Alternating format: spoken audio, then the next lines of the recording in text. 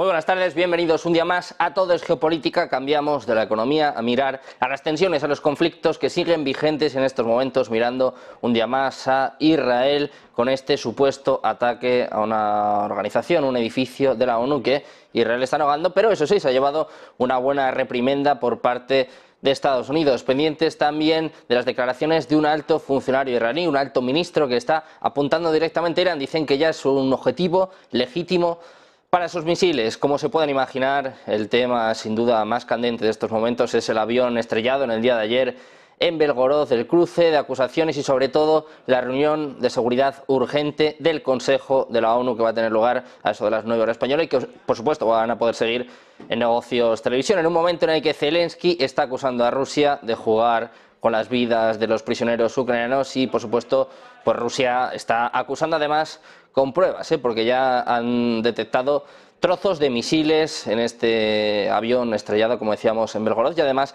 ya tienen la caja negra del avión para investigar, para ver qué ha sucedido en este suceso, pues que está conmocionando al mundo entero. Además, en un momento en el que Rusia sigue sus avances, ayer entró por primera vez en Avdiivka y hoy han tenido lugar nuevos ataques en Odesa. Empezamos a repasar toda la actualidad y empezamos mirando, como les decíamos, a Israel, que ha asegurado este jueves que sus tropas desplegadas en la franja de Gaza han fortalecido su control operativo en Yan Yunis, en el sur de la franja y bastión de Hamas, con artillería y también con francotiradores, en un momento en el que, como les decíamos, están llevándose una dura reprimenda por parte de Estados Unidos después de atacar, como decíamos, en un edificio, en este caso de una organización de la ONU. Estamos pendientes de todo esto, pero como les decíamos, también ha llamado la atención en el día de hoy declaraciones por parte de un alto ministro de Israel que está apuntando directamente a Irán. Dice que ahora es un objetivo legítimo para ataques con misiles. Como decíamos, es lo que ha apuntado un alto ministro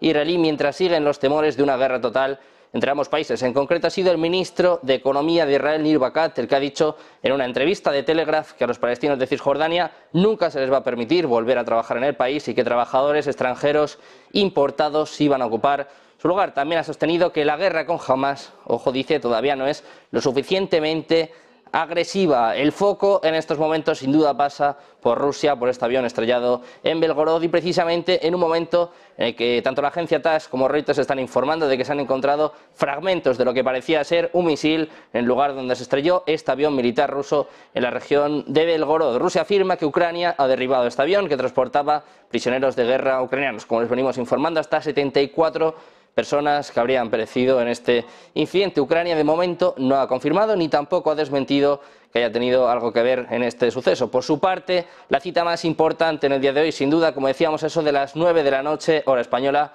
el Consejo de Seguridad de la ONU se reúne de emergencia, precisamente por este avión derribado, como decíamos, un avión de transporte militar que ha matado además a todos sus pasajeros. La reunión está prevista, eso de las 5 hora local, eso de las 9 hora española, según ha anunciado la presidencia francesa del Consejo. Y en el punto militar, si nos fijamos en el campo de batalla, la noticia más importante sin duda ha sido la entrada de Avdiivka por primera vez de las tropas rusas. Es precisamente lo que ha confirmado este mismo miércoles a la agencia France Press el propio alcalde de la región, después de meses de feroces combates por el centro industrial del este de Ucrania. Kiev ha dicho que sus fuerzas están resistiendo los esfuerzos de Rusia por rodear esta ciudad. Dice además que los grupos rusos habrían entrado en la parte de la ciudad sur, en la parte sur de la ciudad de Avdiivka, pero que han sido desalojados. Eso sí, se ha negado a comentar, se ha negado a decir cuándo han entrado las fuerzas rusas en Avdiivka y también cuánto tiempo habían estado en la ciudad. Como ven, muchos temas a tener en cuenta, muchos temas que analizar.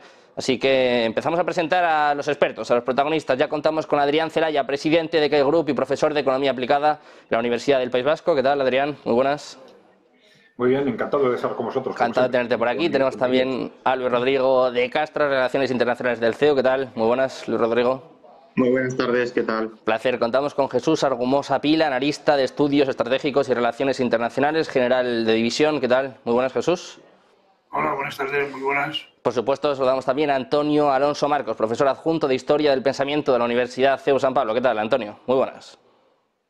Muy buenas tardes. Si te parece, Antonio, que sabemos que tienes que salir un poquito antes, empezamos contigo. Quiero, si te parece, empezar poniendo el foco en Israel y este ataque a un refugio de la ONU en un paso más, una escalada y además críticas por parte de Estados Unidos. Quizás es lo que más sorprende. Ha sido el principal baluarte de Israel en esta guerra, pero no es la primera vez que le recrimina, ¿no?, que le reprende por actuaciones pues un tanto controvertidas como este posible ataque, según dicen, a un refugio de la ONU. Cuéntanos un poquito cómo ves la situación en Israel y sobre todo pues que parece que Estados Unidos poco a poco se va distanciando. Bueno, la verdad es que hay que distinguir entre lo que es la ONU en general y luego hay una agencia que es ya muy antigua porque se crea nada más generarse la gran independencia de Israel, que es la UNRWA. Entonces hay que tener cuidado a la hora de distinguir esto porque por lo menos los israelíes lo distinguen muy bien. Una cosa es Nueva York, una cosa es la sede de Naciones Unidas y otra cosa muy distinta es la Agencia de Naciones Unidas para los refugiados palestinos, en específico para los palestinos, porque hay un alto comisionado para los refugiados, pero hay una agencia específica para los refugiados palestinos que no se ha disuelto, porque se podría haber disuelto tranquilamente pues ya en los años 60, sin más lejos, pero no se ha disuelto. Entonces, lo que hay que tener muy en cuenta es que el Estado de Israel ha acusado a la UNRWA de estar del lado de los palestinos, y no solo del lado de los palestinos, sino del lado de Hamás. Me explico. Cuando se han difundido imágenes o vídeos de los túneles de Hamás en Gaza, aparece el símbolo de la UNRWA por todos lados. Es decir, dentro de los túneles, los sacos terreros que se utilizan, pues también pues tienen el signo de la UNRWA. Luego escuelas y hospitales que se han construido con dinero de la UNRWA, pues al final han servido para refugio y para escudo, para refugio de los terroristas. Y esto es una acusación muy grave por parte de Israel. Una acusación que no digo yo que no sea verdad, sino todo lo contrario, que es una acusación muy grave porque es verdad. Al menos todos los indicios apuntan que la UNRWA ha estado apoyando de una u otra manera, o de las dos maneras, a Hamás. Ya digo, no a los palestinos, porque si hubiera apoyado a los palestinos no habría habido ningún problema. Pero el problema es ese, que ha apoyado a un grupo terrorista. Quizás lo apoyó a ese grupo terrorista en sus funciones pues de atender a la sanidad, de atender a la educación, y quizás ahí se podría poner un pero. Pero la verdad es que, ya digo, se encuentran sacos terreros a la hora de descubrir el interior de esos túneles utilizados por Hamás. ¿Cuál es el punto aquí? Pues que Israel ha dicho basta, es decir, si tenemos que garantizar la seguridad de los ciudadanos de Israel para evitar otro 7 de octubre, pues tenemos que hacer lo que tenemos que hacer. Por supuesto, ellos lamentan que existan víctimas civiles, pero lo tienen muy claro. Haremos lo que tengamos que hacer para preservar la seguridad y la vida de los israelíes, del resto de ciudadanos israelíes que hay. Entonces, con esto acabo simplemente recordando esto, ¿no? Que efectivamente Israel, si ve un objetivo legítimo dentro de la franja de Gaza, lo atacará, esté Estados Unidos de su parte o no. Obviamente Estados Unidos no puede decir públicamente que está a favor de que se ataque pues, hospitales, de que se ataque escuelas, por más que le convenzan, por más que le enseñen imágenes de que debajo de esas escuelas había túneles. Pero la cuestión es que, claro, Estados Unidos no puede apoyar públicamente en específico esos ataques. Pero algo me dice, yo la información que tengo, es que Biden, ya no digo Estados Unidos como país o la administración, no, Biden está más al lado de Israel que en cualquier otro momento de la historia en estos últimos 75 años. Esta información que nos acabas de dar, Antonio. Jesús, quiero también escucharte a ti, quiero saber qué opinas de Israel, del apoyo de Biden, de Estados Unidos, porque una cosa es lo que dicen, ¿no? Una cosa son estas declaraciones, pues por ejemplo las que hacía ayer Patel, de alguna forma reprimiendo, bueno, echando un poco la bronca, ¿no? En este caso a Israel, y otra es lo que hacen también por detrás, ¿no? No sé cómo ves tú, en qué momento está este conflicto. Bueno, es evidente que Estados Unidos es el apoyo clave de Israel. Claro. Sin Estados Unidos, Israel no podía llevar esas campañas que actualmente está llevando en Gaza, especialmente de armamento y material. Lo que ocurre es que estos temas, aquí, como ha dicho mi antecesor, hay mucha desinformación, ¿no? Primeramente, Biden y Estados Unidos ha apoyado a Israel porque está actuando en legítima defensa. Hay un problema, como todos sabemos, que es el de la reciprocidad, ¿no? Pero claro, ¿no?, ante un ataque islamista sangriento, que murieron 1.200 personas, en Israel hay pues 10 millones, entonces no es el impacto es brutal, ¿no? Pero yo le recuerdo que Israel, al comienzo, después del 7 de octubre, que recibió el ataque sangriento de Hamás, dijo que él tenía 3 objetivos. Primero, destruir a Hamás. Segundo, liberar a los rehenes. Y tercero, que Gaza no fuera una amenaza. Es cierto que no ha conseguido ninguno de los 3. Está Hamás, que si tiene 20 o 25.000 milicianos, los rehenes, como todos sabemos, todavía quedan 100 y pico, 130, 140, que no se sabe dónde están, incluso algunos de ellos muertos.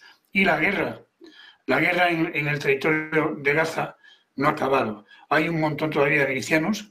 Estamos viendo últimamente esos 21 muertos que hace poco vimos, hace unos días, que producen los milicianos o la milicia de Hamás contra Israel, ¿no? Luego, la guerra está todavía en un punto muy complicado, porque Israel no acaba de terminar con Hamás. Es muy complicado, vale la redundancia por la repetición, de que se termine con Hamás. Hamás, si tiene 20.000 o 23.000 milicianos, pues ¿hasta dónde es posible coger a todos? No es fácil. Además, teniendo en cuenta que los líderes están todavía en Gaza y están además escondidos y manejando un poco la reacción contra Israel. La relación entre Israel y Estados Unidos es muy fuerte. De hecho, hay un lobby en Estados Unidos potencialmente fuerte de cara al apoyo a los presidentes, ¿no? Luego, yo creo que ahora mismo Netanyahu, que sí tiene un problema interno brutal, él mismo, como sabes, está imputado por una serie de delitos, él prefiere o quiere seguir con la guerra porque por lo menos hasta conseguir que Gaza, que jamás desaparezca, ¿no? Pero esto va a ser muy complicado. Yo creo que no lo va a conseguir. No es fácil liquidar a 20.000 o 20 o 25.000 miembros de Hamás. Entonces, ¿cómo veo la relación entre Israel y digamos, Estados Unidos? Primero, Estados Unidos quiere, como casi toda la comunidad internacional, que haya 2 estados. 2 estados, el Estado de Israel y el Estado palestino. Ahora mismo se niega totalmente Netanyahu, por eso que les digo que él no quiere acabar, porque cuando acabe la guerra, pues Netanyahu tendrá un problema complicado. Luego, un problema importante ahí es cómo actúa Netanyahu. Pero Estados Unidos quiere, poco a poco, conseguir que Israel, de alguna forma, actúe de forma recíproca y que la guerra o las víctimas vayan cada vez siendo menores. Ahí hemos oído y están hablando de más de 25.000 víctimas. Esto ya es una exageración. Esto es un conflicto realmente sangriento, ¿no? Luego hay que intentar pararlo. ¿Cuál es la forma con estas? Hoy hablaba mi antecesor el tema del ataque a ese refugio de la ONU, ¿no?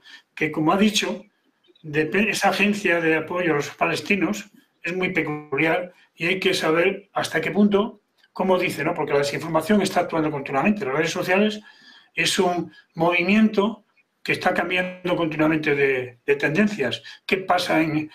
Ahora se está hablando mucho aparecen los medios, especialmente las víctimas de Palestina, ¿no? Pero lo que pasó antes, ahora parece que se está olvidando, ¿no? Luego, lo que me preguntaba, relación entre Estados Unidos e Israel. Yo creo que Estados Unidos seguirá apoyando a Israel hasta que jamás, de alguna manera,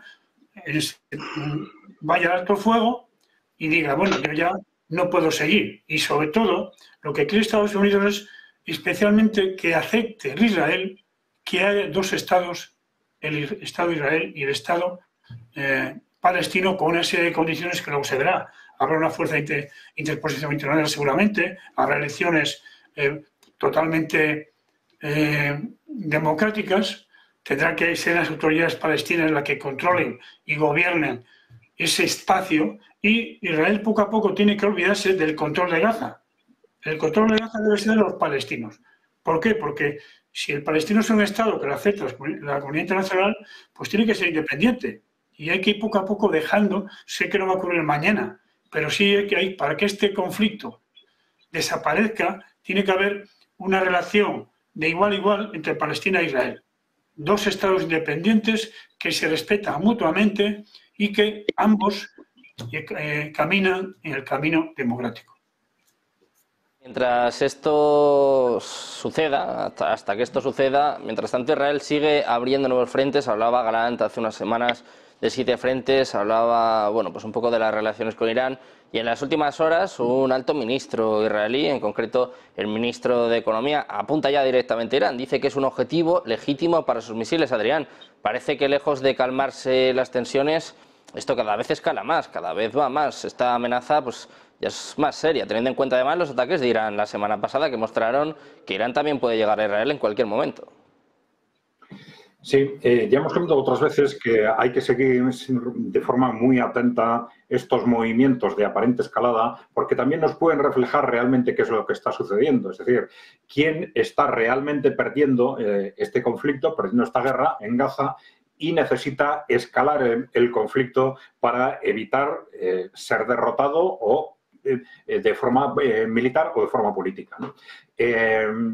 El tema de lo que está pasando realmente en Gaza es muy oscuro, pero desde el punto de vista estrictamente militar, pero bueno, lo podemos analizar mucho más claramente, yo creo, desde el punto de vista humanitario, desde el punto de vista del derecho internacional. Porque claro, yo tengo que poner en cuestión ese concepto de objetivos legítimos. Es decir, hay digamos, fijándonos en los hechos y fijándonos en las propias declaraciones de miembros del propio gobierno de Israel, de miembros del Likud, de todo tipo de dirigentes políticos y sociales de Israel, vemos una clarísima intención de limpieza étnica. Es decir, de utilizar este conflicto en Gaza para una limpieza étnica y hacerse con el territorio. Lo vemos también en los hechos porque se ocupan barrios y lo que se hace es derribar barrios enteros una vez que ya los han ocupado. Es decir, no como un objetivo militar para ocuparlos más fácil, sino después de ocuparlos, derribamos para que los palestinos no puedan volver a esas casas, ¿no? Aparte de, ya digo, esas declaraciones continuadas de dirigentes de distinto tipo, diciendo que hay que echarlo a los palestinos, gestiones con unos u otros países para que se queden con 2 millones de palestinos, es decir, para sacarlos a todos de allí. Es decir, hay un evidente objetivo de limpieza étnica y eso es intolerable desde el punto de vista humanitario, desde el punto de vista del derecho internacional, desde cualquier punto de vista. Por eso no es extraño que Estados Unidos, independientemente de su voluntad real, pues intente continuamente salvar la imagen, pues haciendo unas declaraciones u otras, ¿no? ¿Cuál es el objetivo real de Estados Unidos o de la presidencia en este momento? Bueno, pues puede ser complicado porque efectivamente una cosa es lo que realmente piense un cargo político determinado como el propio Biden, que habéis mencionado ahora mismo. Otra cosa es el peso, el tremendo peso político efectivamente del lobby de Israel en Estados Unidos y otra cuestión que en este momento sobrevenida, si se quiere, son las elecciones a fin de año, ¿no? ¿En qué medida la evolución de este conflicto o la implicación del gobierno de Estados Unidos con las políticas del gobierno de Israel pueden o no pasar factura cuando se sabe que una parte sustancial de los miembros, incluso no solo de los votantes, de los miembros del Partido Demócrata es frontalmente contrario a esta relación con el gobierno de Israel? Pues es muy fácil que esto esté teniendo también un impacto. Otra cosa es cómo gestionan esa ambivalencia entre unos y otros objetivos, ¿no? Bueno, con respecto a lo de Irán, pues lo que he comentado al principio, yo creo que sí hay que estar muy atentos porque estas declaraciones pueden estar transmitiendo, pues efectivamente, bueno, más que declaraciones, porque a veces son declaraciones que van acompañadas de ataques directos o indirectos en otros países, ¿no? Pues porque pueden estar revelando a quién realmente no le está yendo bien una guerra y está buscando una escalada. Pero bueno, nosotros ya dijimos al principio que la escalada no hay que mirarla solo desde el punto de vista de abajo hacia arriba, sino también de arriba hacia abajo. Es decir, estamos en 3 niveles. Uno es el nivel más o menos local, que es en el que se está moviendo ahora, pero luego hay un nivel, bueno, un nivel multilocal sería, porque Israel está también peleando en varios frentes, ¿no? Pero luego tenemos un nivel regional, que ya supondría quizás la entrada de países como Siria, Líbano o Irán en el conflicto, pero claro, es un nivel regional que es muy difícil de separar ya del nivel mundial, por lo que esto podría implicar la entrada de Estados Unidos y la entrada de Estados Unidos a su vez la entrada de Rusia y China, porque no nos olvidemos que estamos en una situación de guerra fría semicaliente a nivel global en la que muy difícilmente va a aceptar uno de los dos bandos un resultado que suponga una derrota clara para el otro bando dentro de ese bloque, de esa lucha geopolítica entre el bloque emergente y el bloque occidental, ¿no? Bueno, pues precisamente para seguir andando en esta cuestión, quiero escuchar ahora a Luis Rodrigo de Castro, sobre todo estos mensajes que se vienen lanzando en las últimas horas, tanto Irán como Israel, lejos de calmar un poco estas tensiones, Luis, parece que están yendo a más, ¿no? Sobre todo, más que las acciones, como digo, las declaraciones, ¿no? Los mensajes que se lanzan unos y otros, porque Abdollahian, el ministro de Asuntos Exteriores iraní, venía también pues advirtiendo ya directamente a Israel en las últimas horas. Sí, y aquí muchas veces tenemos que diferenciar lo que es la parte del discurso, la parte argumentativa que se realiza más de cara a la galería de lo que es la política entre bambalinas, ¿no? Esas relaciones que pueden estar desarrollándose de manera no oculta, pero sí de manera discreta y que no trascienden a la opinión pública, ¿no? Y una cosa son los hechos y otra cosa son las palabras. La verdad es que cuando uno escucha pues este cruce de acusaciones o de palabras bruscas en algunos casos también, no puede olvidarse de lo que ha pasado en años anteriores, en décadas anteriores, ¿no? Las relaciones entre Israel e Irán desde la práctica totalidad de lo que llamamos de siglo, por no decir bastante más atrás, han sido conflictivas, ¿no? Yo recuerdo también que durante la presidencia de Mahmoud Ahmadinejad en Irán, pues se especulaba, o mejor dicho, se argumentaba desde ciertas élites iraníes con la necesidad o con la posibilidad de destruir al Estado de Israel. Es decir, que en la clave de la opinión pública, en la clave mediática iraní, esto es un discurso que no es nuevo, es un discurso que, como digo, viene de lejos y que ha pasado por momentos más altos de mayor auge y momentos de mayor disensión, ¿no? Pero por parte israelí esto se tiene muy presente también. Además, no olvidemos que Irán estuvo desarrollando un programa nuclear que fue objeto de bastante atención por parte de la opinión mundial, por parte de las Naciones Unidas, de la comunidad internacional, y precisamente esto también coincidía con la presidencia de Ahmadinejad, pero bueno, se recondujo de alguna manera, pero con lo que nos tenemos que quedar es que este cruce de acusaciones, estas relaciones tensas entre Irán e Israel es algo que también es cíclico, ¿no? Como tantas cosas en la escena internacional, pero en este caso es mucho más trascendente por el potencial militar de Irán y por el potencial militar israelí que viene avalado y viene equipado por Estados Unidos, ¿no? Cuando han intervenido los que me han precedido, pues no recuerdo muy bien quién decía Estados Unidos no abandonará a Israel hasta que, bueno, yo creo que es ese hasta que podemos olvidarlo, ¿no? Porque yo creo que Estados Unidos nunca va a dejar en la estacada a Israel, precisamente por eso que también han mencionado de la importancia del lobby israelí, del lobby hebreo, sobre todo en algunas élites políticas que lo vuelven crucial a la hora de votar, ¿no? Y precisamente en noviembre hay elecciones a la presidencia y eso también puede verse reflejado en algunos medios del país. Por tanto, yo creo que este cruce actualmente de declaraciones, de acusaciones y de amenazas, por qué no decirlo también, claro que sí, forman parte de ese teatro entendido como ese juego en la esfera internacional que llevan desarrollando y que llevan poniendo en marcha Israel e Irán desde hace bastantes años. Lo que sí que es cierto es que esto influye, claro, a los demás países de la zona, ¿no? Y los involucra. Además, Israel ahora está inmerso en todo el conflicto con Gaza. También Siria está por ahí, tampoco tenemos que perderlo de vista.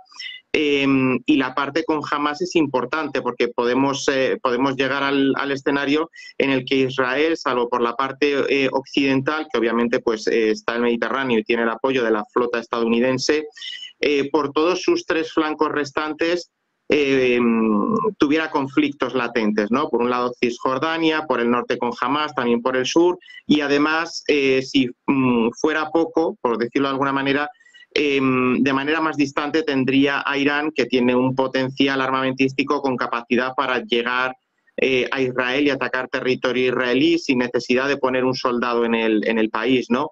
Y hablaba, creo que era Antonio, el primero que intervenía, hablaba de la supervivencia del Estado de Israel y que los militares o la clase política haría todo lo posible para garantizar su seguridad. Y esto creo que es clave entenderlo bien para también saber comprender hasta qué punto es importante para Israel acabar con Gaza, pero sí que es verdad, también lo mencionaban ellos, es algo prácticamente imposible, puesto que son 25.000 y cogerlos a todos no es fácil, ¿no? Yo creo que la cuestión en Gaza, de momento, sí que es verdad que estamos en esa escalada argumentativa, pero a día de hoy está en ese nivel local que decía Adrián, que tiene posibilidades de ascender, porque bueno, pues lo estamos viendo y de llegar la sangre al río, pues podríamos vernos abocados a un conflicto de corte regional, pero con conexiones a nivel mundial.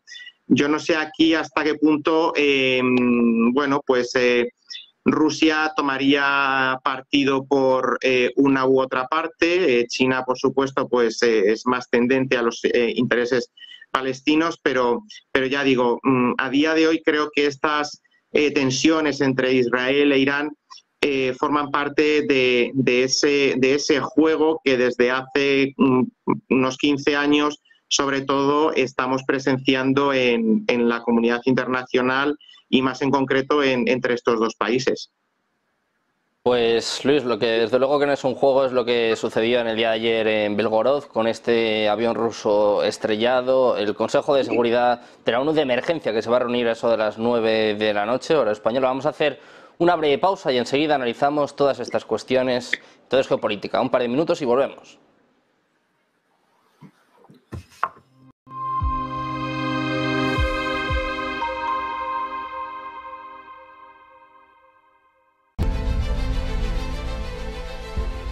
No puede volver atrás y cambiar el principio, pero puede comenzar donde está y cambiar el final. En Luna Sevilla queremos ser su asesor financiero de referencia para mejorar su presente y su futuro patrimonial, prestando nuestros servicios como agentes de Caser Asesores Financieros. Somos una empresa con una clara apuesta por la formación de calidad, la información transparente y objetiva, y por el asesoramiento financiero personalizado y continuado. Visite nuestra web lunasevilla.es o llame al 91 762 3442.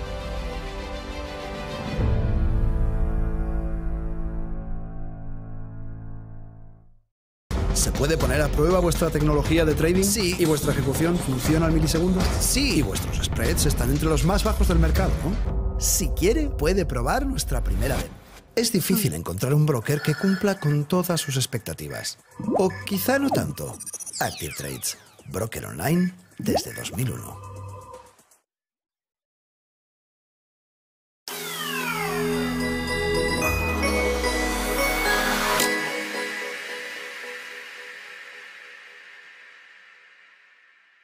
Hola, ¿qué tal? Muy buenas. Si estás viendo esta cadena es que te gusta estar bien informado y te gustan mucho los mercados financieros. Y lo más importante de todo, te gusta sacarle dinero al mercado.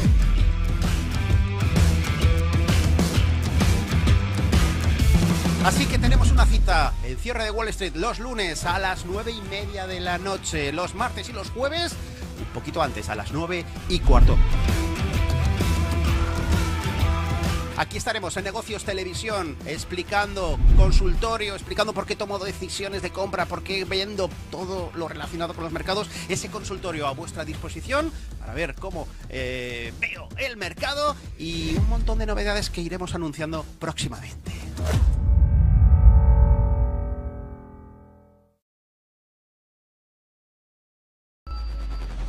Localizarnos ahora es más fácil. La economía a tu alcance. Empresas, inversiones, tecnología. Ya en la app de Movistar. Vive la economía. Negocios Televisión.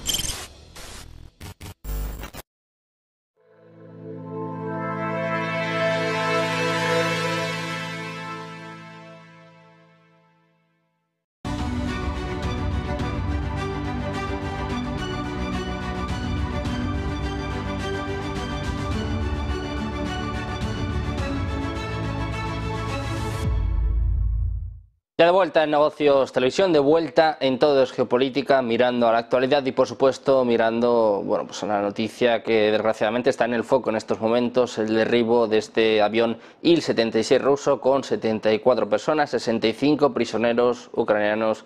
Y bueno, desde luego, pues que está tensando más este conflicto en Ucrania. Antonio, quiero preguntarte por todo esto en un momento en el que además veníamos contando, además estoy leyendo ahora que han encontrado restos de misiles en el casco del Il-76 ruso. Dice además, en este caso, bueno, pues que están encontrando los restos del avión militar. Decíamos antes que ya han encontrado también las cajas negras de este avión y ahora está apuntando Rusia que ha encontrado restos de misiles. Ayer hablaba Kartopolov de hasta 3 misiles que habrían lanzado desde Ucrania y decía que eran alemanes, que eran patrios. No sé cómo ves este ataque, este incidente. Bueno, pues la verdad es que, como pasó en el caso de Polonia, ese misil supuestamente ruso que se perdió por el cielo de Polonia y que impactó y que mató a 2 granjeros polacos en noviembre del año 22 y que todavía a día de hoy todavía no se ha abierto una investigación oficial sobre ese tema, bueno, pues tenemos que dejar que pase tiempo.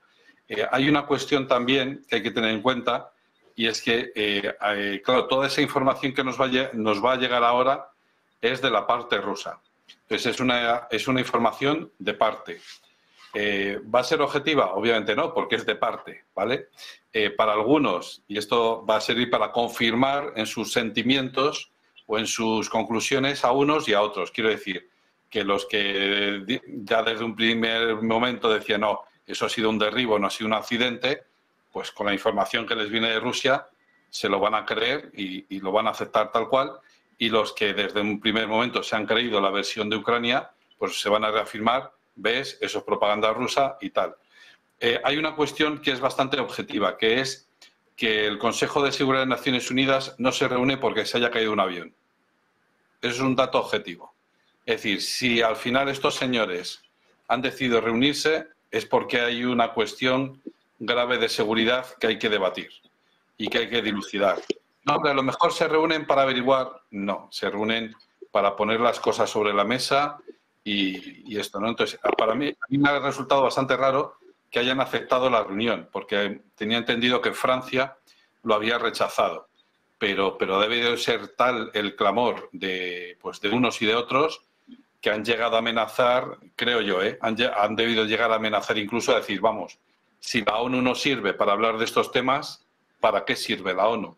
Porque a día de hoy, efectivamente, esta es una de las grandes preguntas que se van quedando en el aire a lo largo de este conflicto de Ucrania, ¿vale? Si no ha servido para evitar el conflicto, no ha servido para pararlo en su primer año de vida, no ha servido para nada, pues ¿para qué sirve la ONU? Que consume bastantes millones de dólares por parte de Rusia, por parte de China, por parte de otros actores. Entonces, en cuanto esta idea de la ONU no sirve para nada, se difunda entre los países del sur global, pues agárrate que vienen curvas, ¿no?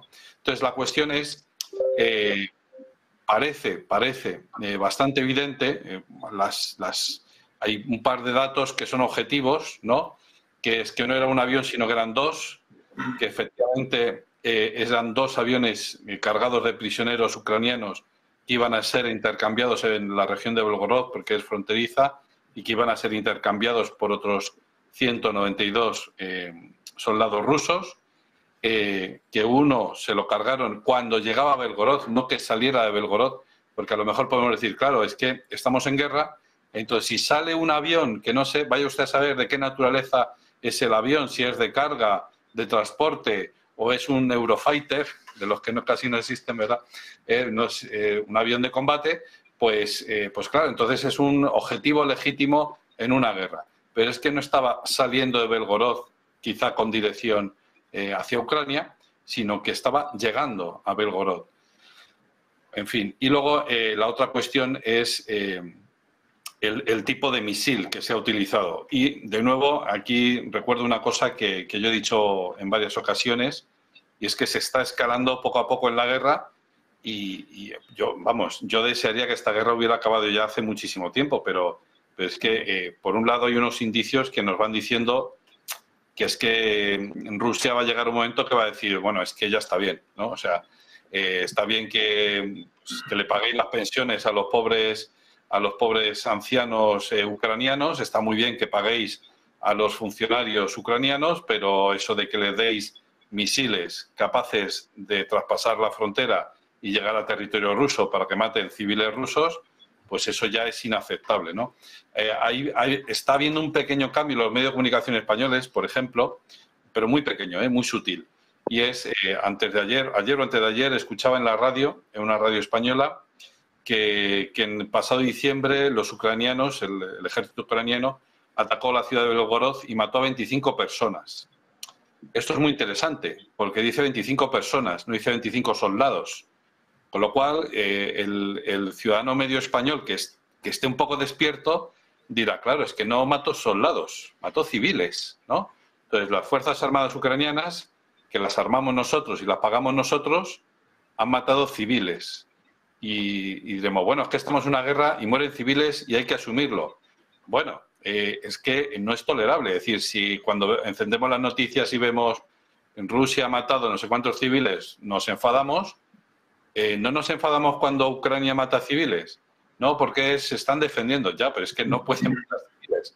No sé si me estoy explicando, ¿no? Entonces, la cuestión a la que iba es, hay que tener en cuenta una serie de datos que son objetivos y que al parecer apuntan a la versión rusa, es decir, que dan la razón a la versión rusa, que es que eran 2 aviones que llegaban a la ciudad de Belgorod, cargados de ucranianos, detenidos o prisioneros ucranianos que iban a ser intercambiados y que ese avión ha sido atacado. No se ha derribado, no se ha caído así como que le ha fallado el motor y no sé qué, sino que ha sido derribado en el aire por un misil occidental, por un misil Patriot o por un misil alemán o americano o alemán, ¿no? Y entonces esto, en fin, esto nos lleva a lo último que quería decir, y es, esto ha sido un error. Se han puesto nerviosos ahí en la frontera y han dicho, wow, esto es un avión militar y hay que derribarlo. No sabían que dentro de ese avión iban prisioneros. Esa es la segunda opción. O la tercera opción es, ¿quién manejaba esos Patriot? ¿Quién ha recibido la instrucción, es decir, la formación necesaria para guiar, para lanzar esos Patriot? ¿Eran ucranianos o eran americanos? ¿No? ¿Y quién ha tomado esa decisión final? Porque eso al final tendrá que salir a la luz. ¿Quién ha tomado la decisión? ¿Quién ha dado la orden para derribar ese avión con esos Patriot? Esto no sucede así espontáneamente, ¿no? Que estás en medio de las trincheras, empiezas a disparar, sino que esto es otra cosa, ¿no? Alguien ha dado la orden de disparar ese Patriot, habrá que averiguar quién, y esto a lo mejor es reflejo de una lucha de poder dentro de la propia Ucrania, a lo mejor. O a lo mejor es un intento de otras fuerzas para que el conflicto no se acabe ya, sino que, como decía nuestro amigo de ECAI, pues que, Adrián, que escale, ¿no? Que escale el conflicto, ¿no? Que se desborde y que escale, ¿no? Como bien estás comentando, Antonio, parece evidente, ¿no?, que estamos viendo una escalada y sobre todo, bueno, pues un suceso terrible que ha tenido lugar en las últimas horas. Te damos las gracias, Antonio, por pasarte por aquí y nada, te deseamos que vuelvas muy pronto aquí a tu casa. Un placer. Gracias, un abrazo. Gracias, Antonio. También quiero discutir sobre estos temas con el resto de invitados. Jesús, quiero preguntarte a ti sobre esta cuestión. Como bien está explicando Antonio, hay todavía muchas dudas, muchas incertidumbres, pero claro, quiero hacerte una pregunta. En caso de que esto se contraste, en caso de que sea verdad y haya sido un ataque por parte de Ucrania, ¿se puede considerar un crimen de guerra? Porque al final había prisioneros, pero también había civiles, ¿no? Había hasta 74 personas. Si fuese premeditado, ¿podría considerarse un crimen de guerra? Bueno, vamos a ver. Yo creo que primero hay que ver qué ha pasado, porque no lo sabemos. Estamos aquí dilucidando sobre una información que nos pasa a Rusia. ¿Quién dice hasta qué punto asumimos que venían prisioneros? ¿Quién lo dice? Lo dice Rusia. No hay otra información. Todavía no hay fuentes fidedignas. Es cierto que el misil, sí es un misil, de acuerdo. Esto ha ocurrido más veces. Ucrania atacó el puente el que está entre... Bueno, ha habido varios misiles ya de Ucrania que han ido hacia Rusia, o sea, no es de ahora, ¿no?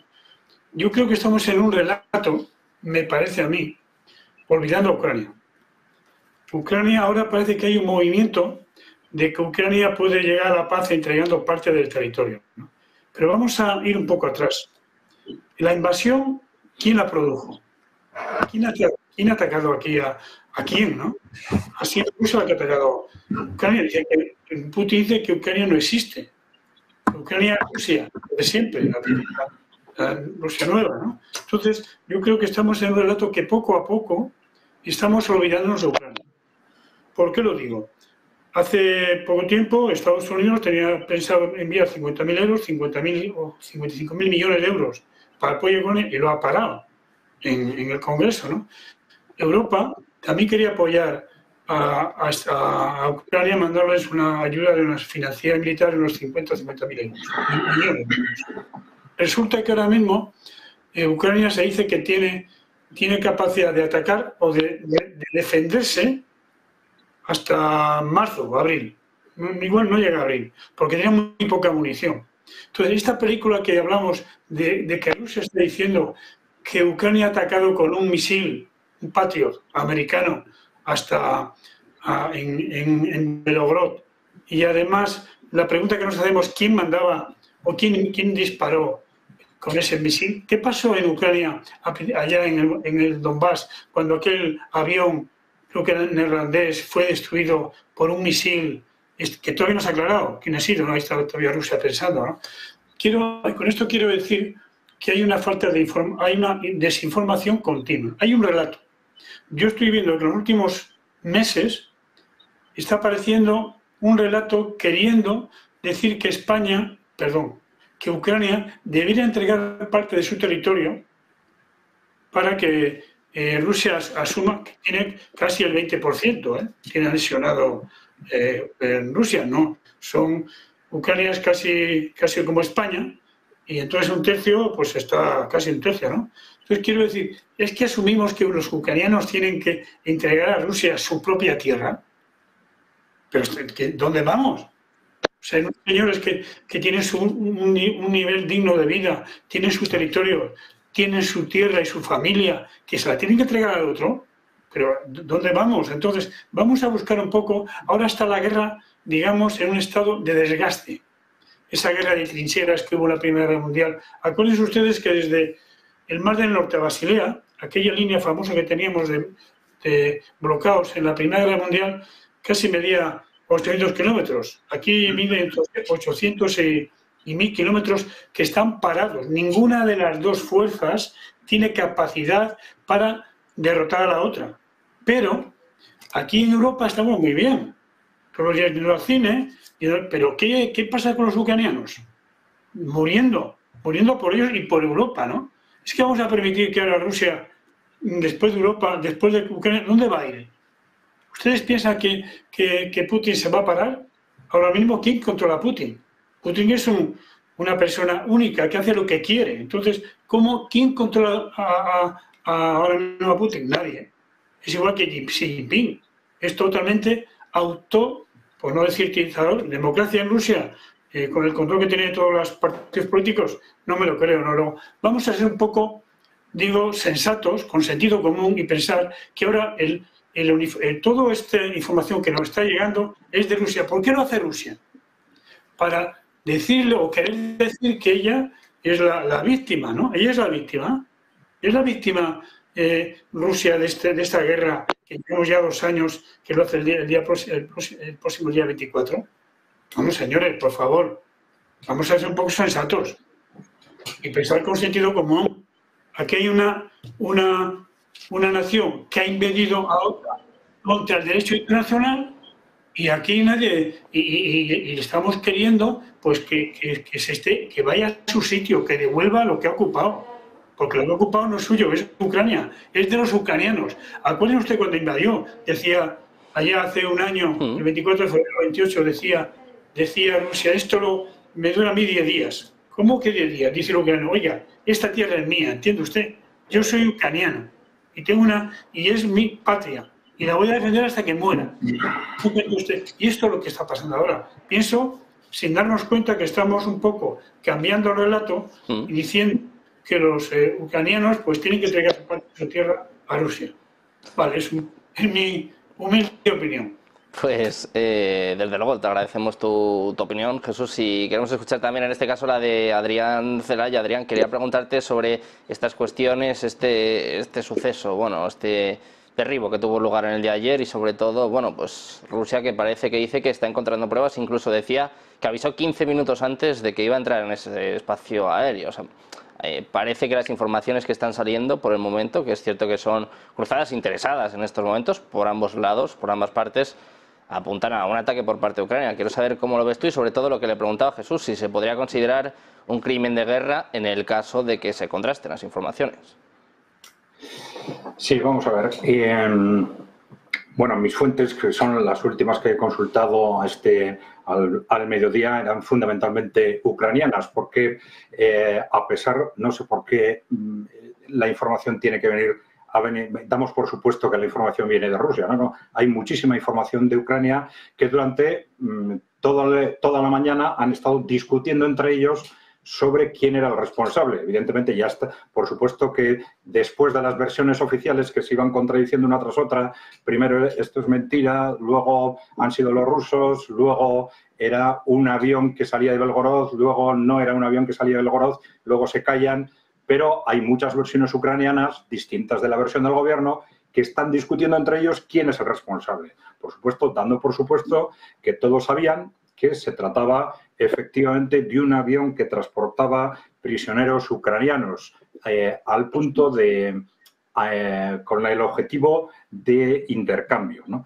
Porque es una información sobre un proceso repetido que se ha realizado otras veces y que, según dicen y admiten las informaciones ucranianas, siempre se utilizaban los mismos mecanismos de información compartida para evitar que cosas de estas sucedieran. Entonces, las informaciones ucranianas están discutiendo entre sí quién es el responsable. Y hay 3 puntos de posible responsabilidad. Están hablando, unos le están echando la culpa a Zelensky, otros le están echando la culpa al ejército, se están echando la culpa a los partidarios de Zelensky al ejército, y luego hay un tercer punto que es el ejército de Estados Unidos, que son los que operan los Patriots.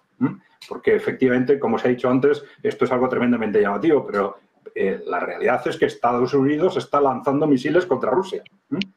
Y eso, evidentemente, es una causa de guerra, lo miremos como lo miremos. Otra cosa es, dijimos que evidentemente que Rusia le interese callarse ante ese tipo de ataques para no tener que bombardear Londres al día siguiente. Pero evidentemente, casus belli por parte de la OTAN contra Rusia se están sucediendo un día sí y otro no.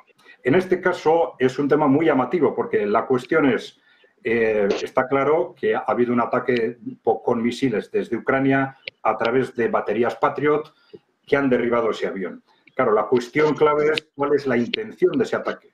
Primero, si efectivamente, como estas fuentes ucranianas están dando, por supuesto, se sabía que era lo que había en ese avión, pues claro, si sabían que eran 65 prisioneros ucranianos los que iban dentro, esto evidentemente es una barbaridad. Alguien quiere o provocar una guerra o destruir las posibilidades de paz, pero es algo que evidentemente puede ser absolutamente explosivo si es cierto dentro de propia Ucrania. Claro, puede haber un nivel inferior, que sea el de que el que ha tomado la decisión no lo sabía, a pesar de que esa información se circulaba entre Ucrania y Rusia, pero algo ha interferido en el compartir esa información y alguien ha tomado la decisión sin saber que había 65 prisioneros ucranianos en el avión. Esa sería la posibilidad que haría que esto se escapara de convertirse realmente en una auténtica bomba a nivel internacional y a nivel dentro de propia Ucrania, porque teniendo en cuenta cómo están las tensiones en este momento entre el ejército y Zelensky, precisamente como consecuencia de que la guerra está perdida, ellos saben que la guerra está perdida, el futuro de Ucrania lo va a decidir Rusia, ya todo el mundo está pensando en el siguiente momento. ¿Qué va a pasar en el siguiente momento? Claro, unos están pensando cómo aseguramos la paz en ese siguiente momento, que esto no va más, y otros están pensando cómo escalamos el conflicto a partir de este momento, pues para evitar que la otra parte rentabilice el resultado del conflicto. Evidentemente, yo creo que vamos a ver estos días, por si acaso, yo voy a intentar agarrarme a esa posibilidad de que el que ha tomado esa decisión no tuviese la información, porque evidentemente si tenía la información, esto va a ser absolutamente explosivo en Ucrania o en las relaciones entre Ucrania y Estados Unidos o entre Ucrania o entre Estados Unidos y Rusia, evidentemente. Si o el gobierno de Zelensky ha tomado la decisión sabiendo lo que había en ese avión, o el ejército lo ha tomado, o los operadores norteamericanos de los Patriot lo han tomado, pues evidentemente estamos ante un auténtico desastre político. Vamos a pensar en esa pequeña posibilidad de que esa decisión se tomara sin tener la información. Bueno, pues para recabar más información quiero preguntarte también a ti, Luis Rodrigo de Castro. Cuéntanos cómo ves esta situación, un poco qué información has podido recabar tú hasta la fecha y sobre todo, bueno, pues en este cruce de acusaciones, ¿quién tiene razón, según tú? Porque como bien estabais explicando todos, todavía es demasiado pronto, ¿no?, para sacar conclusiones. A ver si sacamos algo en claro de este Consejo de Seguridad Urgente de la ONU, ya veremos. Sí, yo voy a insistir también en la prudencia, ¿no?, en mantenernos un poco a la espera de información, que es una información que por supuesto pues está siendo recabada por la parte rusa, por tanto es una información que, como decía Antonio, es de parte, ¿no? Y esto no significa que sea falsa, pero sí que puede estar un poco distorsionada en función de los intereses que pueda tener Rusia. No digo que la manipule, ¿no?, sino que oculte pues a lo mejor ciertos datos, cierta información. Empezando por lo último que decía Adrián, yo creo que el escenario de un ataque por parte ucraniana sin tener toda la información sería la que más tranquilidad, entre comillas, daría, pero también mostraría una gran imprudencia, ¿no? Tranquilidad en el sentido de que bueno, pues parecería que la situación fue fortuita, un poco, pues al final yo en este sentido pienso en lo que quedó aquel misil que impactó en Polonia, en lo que ha pasado. Es que es verdad que hay muchas cosas todavía por clarificar, ¿no? Es decir, pero ese ataque fortuito por parte ucraniana fue el menor de los males, ¿no? Porque podía haber habido un mal mayor, que hubiera sido un ataque ruso a Polonia, con lo cual eso hubiera supuesto la activación de la cláusula de defensa colectiva en la OTAN, ¿no?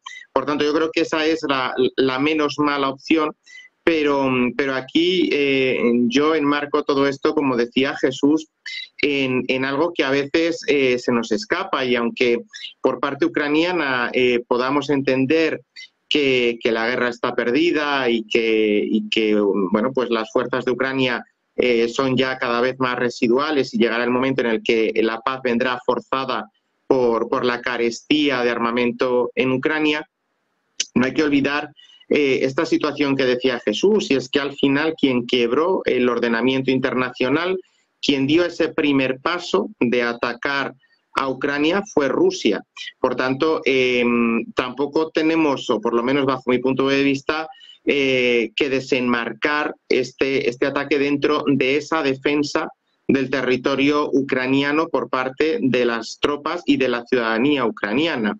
Sí que es verdad, y yo, bueno, pues tampoco es por ser mal pensado, pero bueno, pues por estas cosas que han pasado, que pasan y que pasarán, pues hombre, que pueda ser un ataque que provenga también por parte de Rusia y que Rusia intente enmascararlo o disfrazarlo de alguna manera para añadir más presión a la parte ucraniana, pues hombre, parece muy descabellado, parece muy rebuscado, pero como dice el dicho, ¿no?, a veces piensa mal y acertará. Yo espero que en este caso no sea así, pero Pero bueno, por añadir esta otra variable, ¿no? Hablábamos de un ataque desde Ucrania sin la información, desde un ataque desde Ucrania con información, precisamente por eso que se está moviendo en el interior de Ucrania y que ya vamos viendo cada vez dos bandos más claros, uno representado por Zelensky y otro por otros sectores de las fuerzas del país, y yo introduciría esta tercera opción, que quizá, bueno, pues es un poco descabellada, como decía, pero que yo a día de hoy, ahora mismo, como no tenemos información, la información que nos está llegando pues es a veces no sesgada, pero no hay una investigación independiente por parte de un tercer agente, pues yo tampoco la descarto a día de hoy, ¿no? A lo mejor mañana me levanto y es de otra manera, ¿no? Pero en este momento yo creo que podrían ser alguna de esas tres variables, porque, bueno, pues ¿por qué no pensar también que hay grupos no beligerantes desde el punto de vista oficial que han podido encargarse de ello? Bueno, sí que es verdad que estamos hablando de un misil Patriot que se necesita un nivel de conocimiento, un nivel de manejo y cierta infraestructura para ponerlo en marcha, ¿no? Y yo creo que en los próximos días iremos sabiendo más acerca de esto y, como decía, yo creo que esa opción de que ese misil ha sido disparado sin tener en cuenta que dentro podía haber prisioneros de guerra ucranianos es la menos mala de todas las opciones posibles. Muchas opciones sobre la mesa todavía, como bien estás comentando, Luis, muchas dudas, muchas incertidumbres que se despejarán seguramente, por lo menos algunas, en esta cumbre de seguridad, esta reunión de emergencia de la ONU. Va a tener lugar eso de las 9, podréis seguirla aquí en Negocios Televisión, por supuesto, y yo aprovecho para dar las gracias a los tres, Jesús, Luis, Adrián, por estar con nosotros y por poner un poco de luz en todos los asuntos que, bueno, pues que todavía siguen sobre la mesa con demasiados conflictos geopolíticos. Muchas gracias a los tres por estar por aquí, un placer.